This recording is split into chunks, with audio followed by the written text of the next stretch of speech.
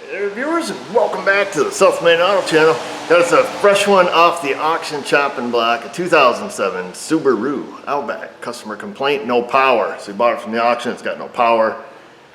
See the back seats and stuff out of it. Somebody's been meddling with the fuel pump area. It's got brand new catalytic converters on it so we can see from up front. You start the car, Jason almost made it inside with it. So by no power, they mean like no power, like it won't even go. So I thought I'd bring you guys along. We'll see what's wrong with it and see if we can't get this fixed up to become somebody's new gem. It's got the big 2.5 liter. Jay's gonna try to start it. We had to push it inside. It died out there in the road in the rain.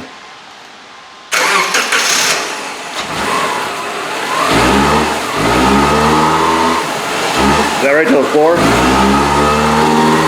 Okay, will it idle? So we can hear it, what I call whoofing through the air intake.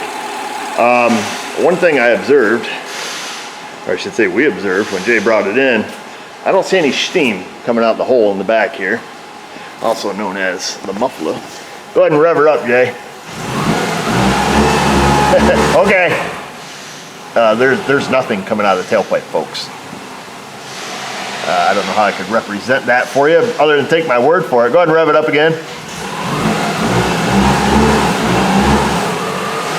See? Okay. Nothing.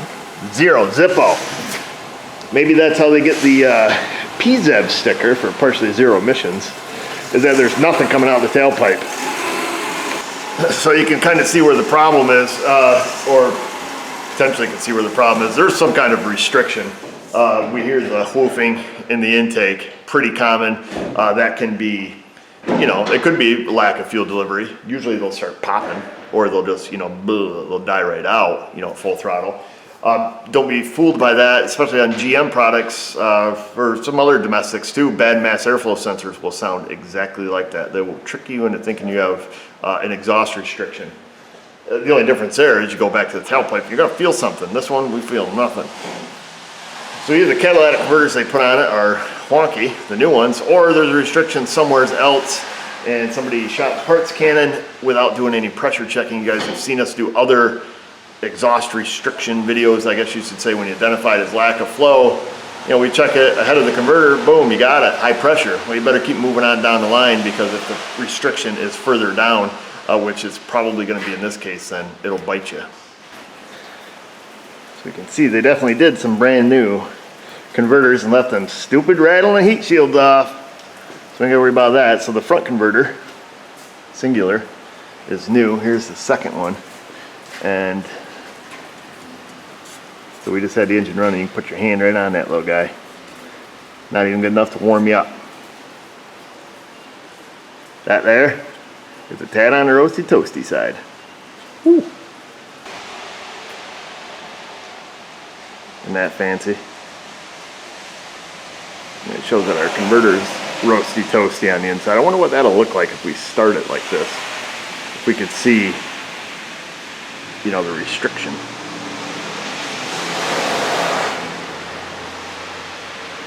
Well, that's fun.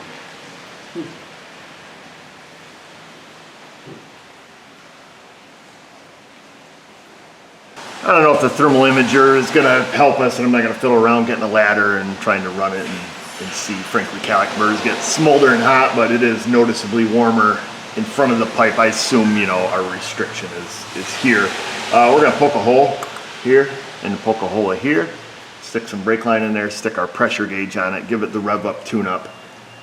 If we have, no pressure here, then our, problem is forward on the new parts. But if we have pressure here and no pressure here, then our problem is here. So we're just going to drill the hole where we can fix it.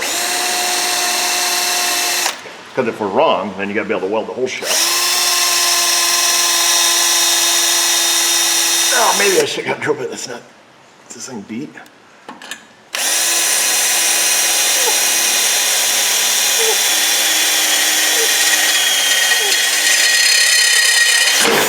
Jeez, I better just try to push it through.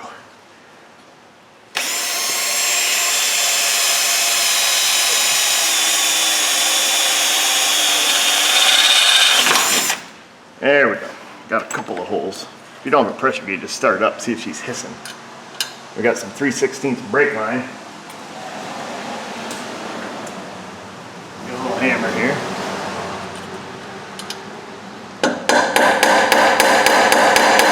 Get the next size bigger drill bit, will you? We're gonna go one size bigger. Hopefully not too big. Tap our brake line in there just enough where we can stick a piece of hose and a pressure gauge on it. Let's see if this works. 3/16 drill bit.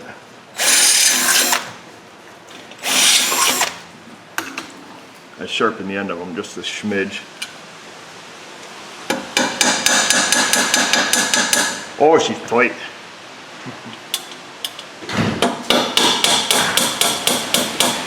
Speaking of, what's up, Mrs. O? Talking about me? Kind of. Oh. You'll get the joke when you watch the video. Oh, great. Yeah, you probably don't want to watch that.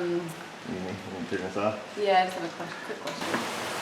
So I've got just our regular vacuum fuel pressure gauge. It goes up to 15 PSIs or 10 of the KPAs. And this has a little vacuum tube on it, so we can't keep it on here very long. Whoa. Alright, go ahead and start it up, Jay. Oh baby, don't rev it up, whatever you do. So we're idling about that much back, about 15 pounds of back pressure.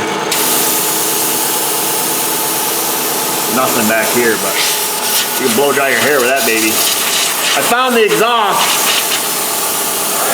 Hiding. Alright, shut it off. Well, that was easy. So that's pretty cut and dry. The gauge don't lie. Look at that rhyme. 3/16 brake line, your fuel pressure vacuum gauge. Plenty, works well enough for a quick check like that. And 15 pounds of pressure at an idle is a tad on the excessive side. Didn't even need the gauge, you could just hear it whistling.